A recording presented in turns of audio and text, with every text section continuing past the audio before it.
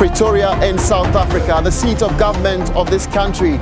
President Akufo-Addo is paying a two-day official visit upon the invitation of South African President Cyril Ramaphosa.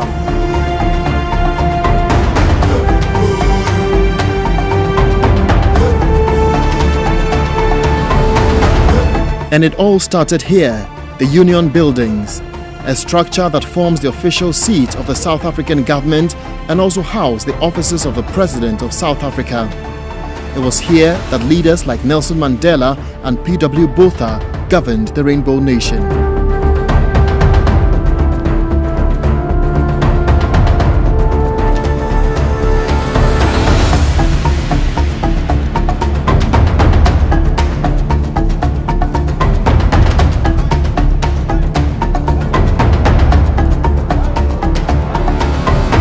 Prominently visible on this historic structure are the national flags of the two countries.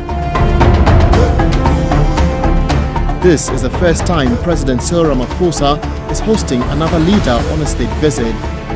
As he waited patiently for his visitor, the national broadcaster captured every single scene.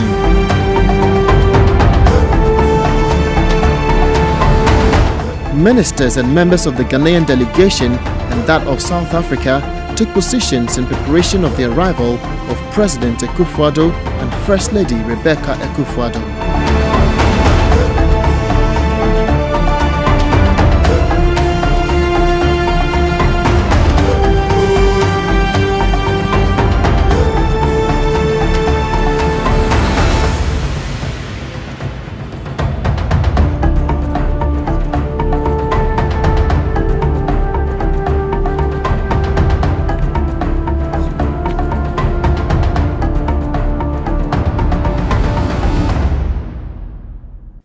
The choice of President Cyril Ramaphosa to have President Akufo-Addo as his first state visitor shows the cordial relations that exist between the two leaders and their countries.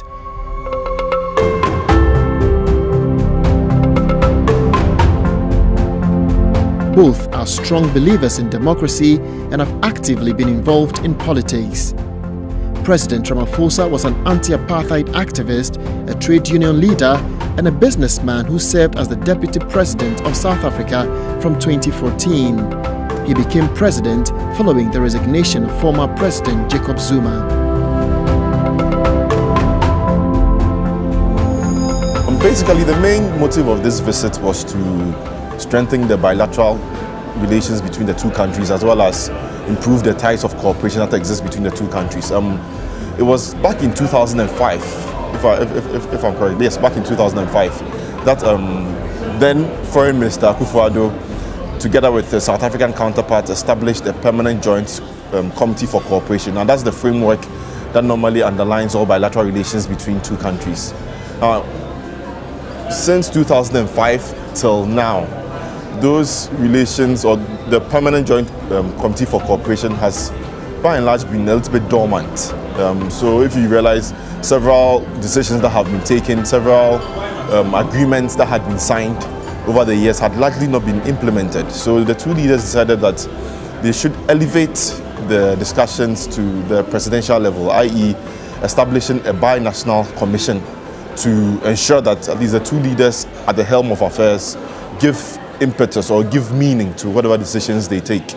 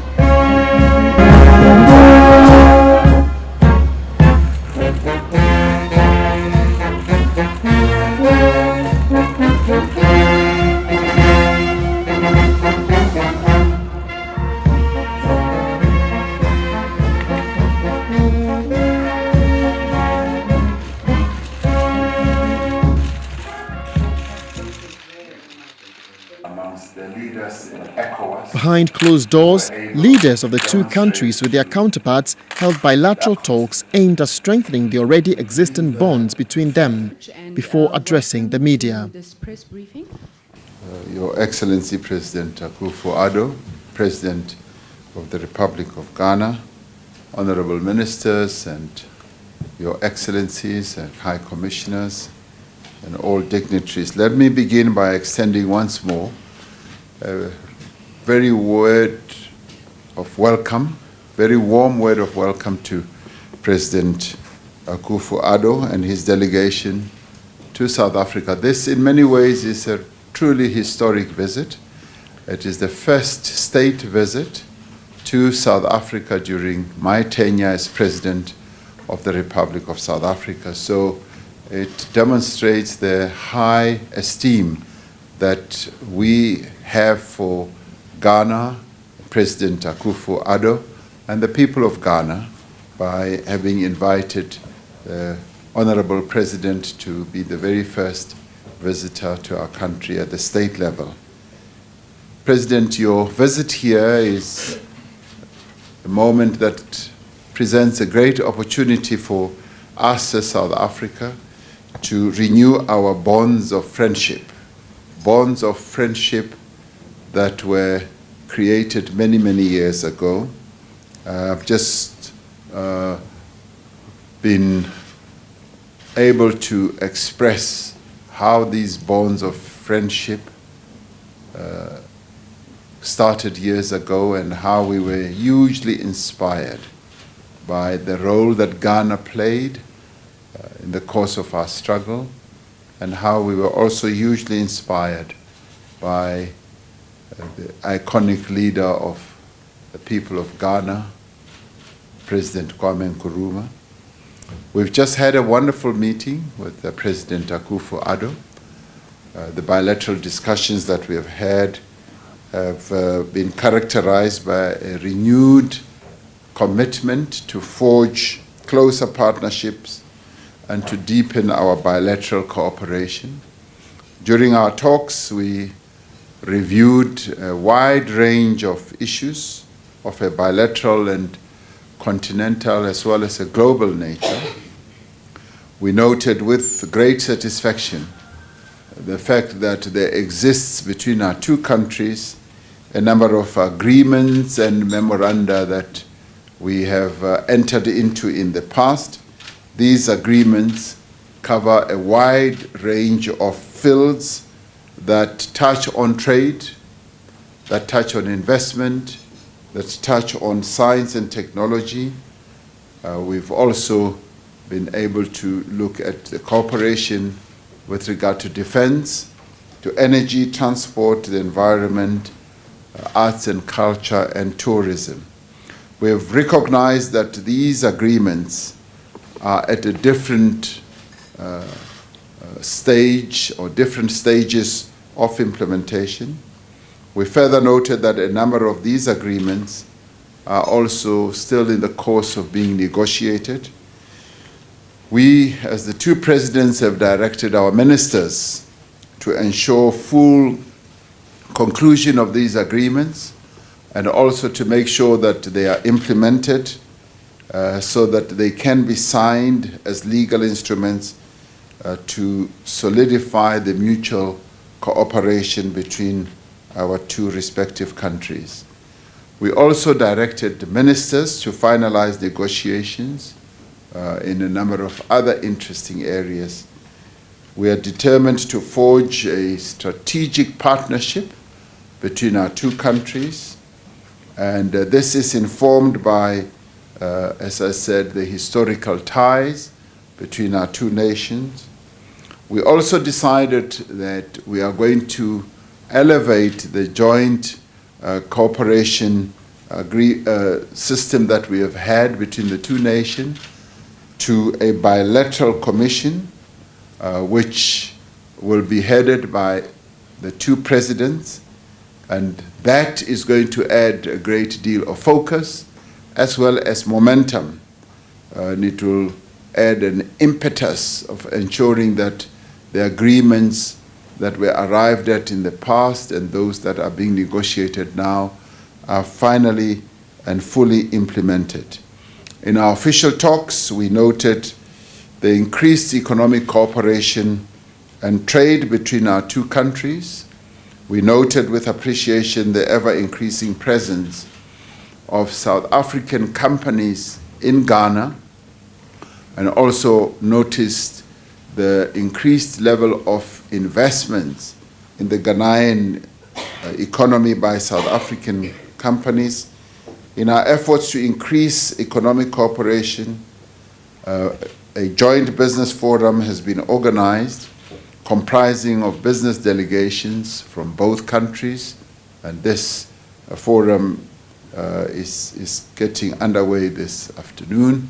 We will, as the two presidents, address the business people, that forum, and encourage them to take advantage of the conducive investment environment that exists in our two countries, an environment that is supported by the level of cooperation that we have and the agreements that we have reached. And as governments, we have committed ourselves to further improving the ease of doing business in the two countries. We could not complete our official talks without discussing regional, continental, and international matters.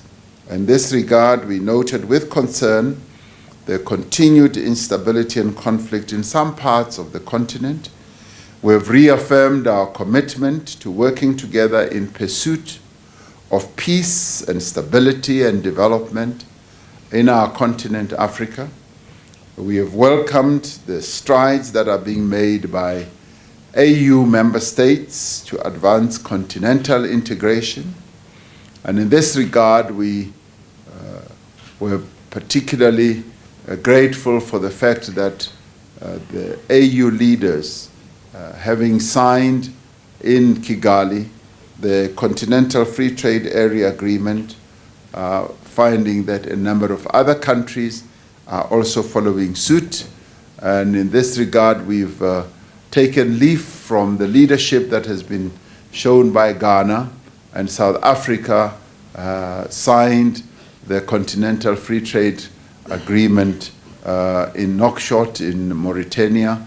So South Africa has joined the ranks of Ghana and a number of other countries by acceding to the Continental Free Trade Agreement. We urge fellow AU members to ensure that this important agreement is signed and ratified within the shortest period of time. On the international front, we've also affirmed our common view on the need to promote multilateralism and South-South cooperation. We have reiterated our call for the reform of the global system of governance and have called upon it to be more equitable and representative of all the regions of the world. In this regard, we're calling for the UN reform process to truly get underway. In conclusion, we reaffirmed the importance of historical relations and further committed ourselves to working even closer together to enhance political, economic, and social cooperation. So, Your Excellency, President Akufo-Addo, we as South Africans welcome you here with open arms. We are highly honored by your visit to our shores, and we want to assure you that Ghana and South Africa will continue to enhance the wonderful relations that we consolidated today. Thank you very much.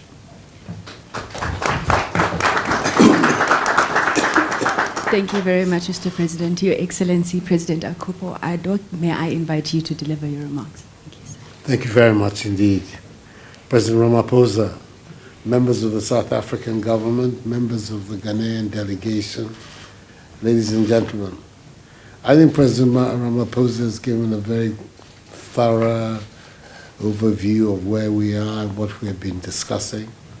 I just want to add one or two things. First of all, to express my deep appreciation and the appreciation of the Ghanaian people for this honor that has been done us and myself by being the first president to pay a state visit to South Africa during the era of President Matamela Cyril Ramaphosa.